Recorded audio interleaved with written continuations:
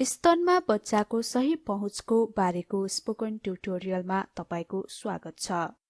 यो ट्युटोरियलमा हामी सिक्ने छौं बच्चाको पहुँच स्तनको भित्रसम्म पुर्याउने सही तरिका र स्तनपानको मात्रा। अब सुरु गर्नुभन्दा पहिले यो याद गरौँ कि प्रभावकारी स्तनपानको लागि बच्चाको मुख स्तनसम्म पुर्याउने तरिका सही हुनुपर्छ। बच्चाको मुख स्तनमा राम्रोसँग पुगेन भने बच्चाले मुन्टो मात्र चुस्नेछ र बच्चाले एकदमै थोरै मात्र दूध पाउनेछ। तर बच्चाको एरियोलासम्म राम्रो पहुँच भयो भने पर्याप्त मात्रामा दूध प्राप्त हुनेछ। एरियोला भनेको स्तनको वरिपरिको गाढा घेरा भएको भाग हो। अब सुरु गरौँ। यसको लागि आमाले बच्चालाई सही तरिकाले बोक्नुपर्छ। यसै श्रृङ्खलाका अन्य भिडियोहरूमा सही बोक्ने तरिकाको बारेमा विस्तृत जानकारी रहेको छ। यसको शीर्षक क्रस क्रेडल होल्ड रहेको छ। याद गरौँ, बच्चाको मुख जोड्न र स्तनपान सफल हुन बच्चालाई सही स्थानमा राख्नु आवश्यक छ। यो चित्रमा आमाले शिशुलाई सही क्रस क्रेडल होल्डमा बोकेकी छिन् र शिशु स्तनपानको लागि आफ्नो मुख पुर्याउन तयार छ। मुख पुर्याउने प्रक्रिया सुरु गर्नुभन्दा पहिले शिशुले हाई गरे जस्तै गरी ठूलो मुख पाए राम्रो हुन्छ। किन? यो बुझ्न हामीले बडा पाउ या बर्गर खादाको उदाहरण हेरौं। हामी बडा पाउ या बर्गरको ठूलो गाँस लिन मुख चौडा खोल्छौं। यसैगरी बच्चाले मुख ठूलो पाए भने बच्चालाई आमाको स्तनको धेरै भागमा पुग्न सजिलो हुन्छ। बच्चालाई मुख ठूलो पारी खोल्न उत्साहित गर्न बच्चाले मुख चौडा नखोलेसम्म आमाले आफ्नो स्तनको मुन्टो बच्चाको माथिल्लो ओठमा हल्का रगड्नुपर्छ। यस्तो गर्दा धैर्य गर्नुपर्छ। कहिलेकाहीँ बच्चालाई मुख चौडा खोल्न केही सेकेन्डदेखि 2 मिनेटसम्म लाग्न सक्छ। याद गरौँ, कुनै पनि स्तनपानको आसनमा आमाको स्तन समाएका बुढी औला सहितका अन्य औलाहरू बच्चाको ओठको समानान्तर हुनुपर्छ। बच्चाले मुख चौडा खोलेपछि बच्चाको तल्लो ओठ भने मुन्टोको गाढा घेराको बाहिरी भागमा हुनुपर्छ र मुन्टो भने बच्चाको मुख बीच नभएर मुखको माथिल्लो भागतिर पुर्याउनुपर्छ। अब आमाले छिटो बच्चाको मुखमा आफ्नो स्तन छिराउनुपर्छ। उनले शिशुको टाउकोलाई हल्का बाहिरतिर फर्काएर शिशुको चिउँडोले स्तनमा जोड दिनुपर्छ। उनले आफ्नो ढाड बाङ्गो पार्न वा स्तनलाई बच्चाको मुखमा पुर्याउन जोड दिनु हुँदैन। बच्चाको काँध पछाडि हल्का जोड दिएर बच्चालाई स्तन नजिक लग्नुपर्छ।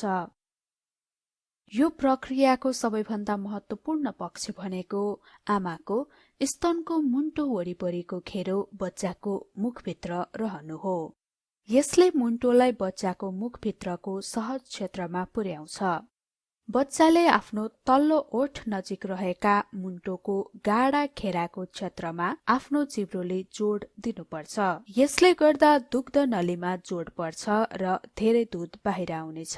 अब भने हामी बच्चाको मुखले भित्रसम्म स्तन च्यापे नच्यापेको जाँच गर्छौं। स्तन भित्रसम्म च्यापिएको पक्का गर्न आमाले तलका संकेतहरू पहिल्याउनु पर्छ। बच्चाको मुख चौडा खुलेको छ। स्तनको मुन्टो वरिपरिको गाढा घेरा बच्चाको तल्लो ओठ भन्दा माथिल्लो ओठ नजिक धेरै देखिन्छ। बच्चाको चिउँडोको तल्लो भाग आमाको स्तनमै मिलेको जस्तो देखिन्छ। बच्चाले दूध निल्दा बच्चाको बङ्गारो तल झरेको प्रष्ट देख्न सकिन्छ र बच्चाको तल्लो ओठ बाहिरतिर फर्किएको छ। तर बच्चाको पकड राम्रो भएमा यो प्रायजसो देखिँदैन। त्यस्तो अवस्थामा बच्चाको तल्लो ओठ नजिकको स्तनको भागमा हल्का थिच्नुपर्छ र बच्चाको तल्लो ओठ बाहिर फर्किएको हेर्न सकिन्छ। अब बच्चाको नाक हेरौं।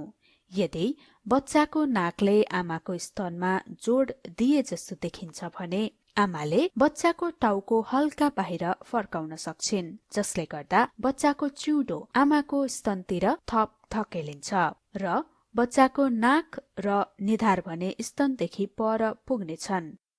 यस्तो गर्दा बच्चाको मुख स्तनको भित्रसम्म पुग्न सहयोग मिल्छ। बच्चाको अनुहारलाई सम्पूर्ण रूपमा स्तनदेखि पर थकेल्नु हुँदैन। यस्तो गर्दा बच्चाले मुन्टो मात्र चुस्न पाउँछ। याद गरौँ, स्तनपान गराउँदा आमाले सहज महसुस गर्नुपर्छ। उनले स्तनको मुन्टो खोचेको, तानेको वा रगडेको जस्तो महसुस गर्नु हुँदैन। यदि स्तनपान गराउँदा आमालाई पीडा हुन्छ भने बच्चा राम्ररी स्तनसम्म नपुगेको बुझिन्छ। बच्चा स्तनसम्म नपुग्ने एउटा प्रमुख कारणबारे जानौं। धेरैजसो आमाहरूले आफ्नो मुन्टो मात्र बच्चाको मुखभित्र पुर्याउने प्रयास गर्छन्। यहाँ बच्चाको मुख चौडा खुलेको हुँदैन। बच्चा स्तनको मुन्टोसम्म मात्र पुग्न सक्छ। यहाँ हामी स्तन वरिपरिको गाढा घेरा बच्चाको तल्लो र माथिल्लो ओठबाट समान रूपको दूरीमा देख्न सक्छौं। बच्चाको चिउँडो स्तनमा हुँदैन। बच्चाले निरन्तर छिटो छिटो स्तनपान गरिरहेको छ। स्तनपान गर्दा बच्चाको गालामा खाल्डो पर्छ। बच्चाले दूध निल्दा बच्चाको बङ्गारो तल छरेको प्रष्ट देख्न सकिन्न र स्तनको मुन्टोमा बच्चाको मुखभित्रको सारो भागले खोचेको वा थिचेको जस्तो महसुस हुन्छ। यसले आमालाई कष्ट हुनुको साथै मुन्टोमा घाउ पनि हुन सक्छ। साथै मुन्टो मात्र चुस्दा बच्चाले स्तनको गाढा घेरा मुनि रहेका ठूला दुग्ध नलीबाट दूध पाउँदैन। त्यसैले बच्चाले पर्याप्त दूध प्राप्त गर्दैन।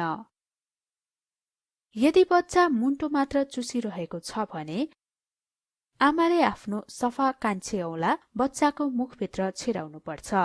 उनले औंला प्रयोग गरी बच्चालाई मुन्टोबाट छुटाउनु पर्छ अनि उनले पुनः सोही स्तन बच्चाको मुख भित्रसम्म पुग्ने गरी छिराउनु पर्छ। बच्चाको मुखको पकड राम्रो भएपछि बच्चाले दुवै पातलो र बाक्लो दूध पर्याप्त पाएको पक्का गर्नुपर्छ। पातलो दूध भनेको स्तनको अघिल्लो भागमा जम्मा हुने पानी जस्तै दूध हो। यो पानी र प्रोटिनले बनेको हुन्छ। यो बच्चाको विकास र बच्चालाई बलियो बनाउन आवश्यक हुन्छ। बाक्लो दूध स्तनको पछिल्लो भागमा भण्डारण हुन्छ। यो मुख्य रूपमा चिल्लो पदार्थले बनेको हुन्छ। यो बच्चाको मस्तिष्क विकास र वजन बढाउन आवश्यक हुन्छ। बच्चालाई दुवै प्रकारका दूध पर्याप्त रूपमा प्रदान गर्न आमाले पहिलो स्तनबाट पूर्ण रूपमा स्तनपान गराएपछि मात्र दोस्रोबाट स्तनपान गराउनुपर्छ।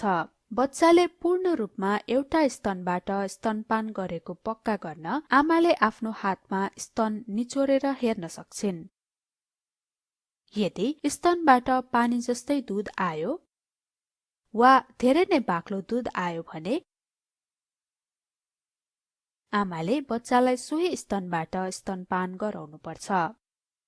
यदि केही थोपा मात्र बाक्लो दूध आएमा बच्चाले सो स्तनबाट पूर्ण रूपमा स्तनपान गरेको बुझ्नुपर्छ। अर्को स्तन चुसाउनु अघि आमाले बच्चालाई आफ्नो काखमा बसाउनुपर्छ र त्यसपछि बच्चाको जिउ थोरै अघि फर्काएर हातले बच्चाको चिउँडोको मुनि भित्री भागमा हल्का जोड दिई डकार लिन उत्साहित गर्नुपर्छ। बच्चाले 2 देखि 3 मिनेटमा डकार्नुपर्छ। यदि बच्चाले अर्को 5 मिनेटसम्म पनि डकारेन भने स्तनमा बच्चाको पहुँच राम्रो पुगेको बुझिन्छ र बच्चाले स्तनपान गर्दा पेटमा अनावश्यक मात्रामा हावा भरिएको थिएन भन्ने बुझिन्छ। अब आमाले अर्को स्तनबाट स्तनपान गराउनुपर्छ।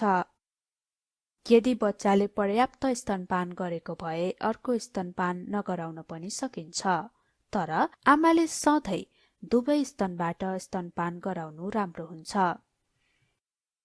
कुन स्तनबाट स्तनपान गर्ने निर्णय भने बच्चालाई गर्न दिनुपर्छ। यदि स्तनपान गर्दा बच्चा निदाएमा बच्चालाई उठाउन आमाले बच्चाको पैतालामा हल्का चलाउनुपर्छ। वा बच्चाको ढाडमा बिस्तारै काउकोती पनि लगाउन सकिन्छ अथवा बच्चालाई डकार गर्नको लागि राखिएको स्थानमा राख्न सकिन्छ।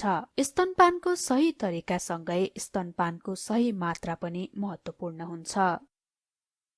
आमाले 24 घण्टामा कम्तीमा पनि 12 पटक स्तनपान गराउनुपर्छ। यी मध्ये 2 देखि 3 पटकसम्म राति स्तनपान गराउनुपर्छ। बच्चालाई स्तनपान गराउन आमाले बच्चा भोकाएको संकेतहरू हेर्नुपर्छ, जस्तै बच्चा मडारिने, मुख खुल्ने, टाउको बटार्ने, आफ्नो हात मुखमा लग्ने, औँला चुस्ने र जिउ तन्काउने। यदि बच्चा स्तनपानको लागि रुन्छ भने स्तनपान गराउन ढिलो भइसकेको थाहा हुन्छ। कृपया याद गरौँ, बच्चा 2 हप्ता, 6 हप्ता र 3 महिनाको हुँदा एकदमै छिटो बढ्ने गर्छ र बच्चालाई अझै बढी दूध आवश्यक पर्छ। साथै बच्चालाई नियमित रूपमा स्तनपान गराउँदा स्तनमा दूधको मात्रा बढ्नेछ। त्यसैले आमाले यस्ता छिटो बढ्ने समयमा धेरै पटक स्तनपान गराउनुपर्छ। स्तनपानबाट प्राप्त हुने दूध बच्चा 6 महिनाको हुँदासम्म सबैभन्दा पोषक हुन्छ र सफल स्तनपानको रहस्य भनेको स्तनमा बच्चाको राम्रो पहुँच हुनु हो। यसरी हामी यो ट्युटोरियलको अन्त्यमा आएका छौं। आईआईटी बम्बेको तर्फबाट म मन्दिरा थापा बिदा हुँदैछु। सहभागिताको लागि धन्यवाद। नमस्कार।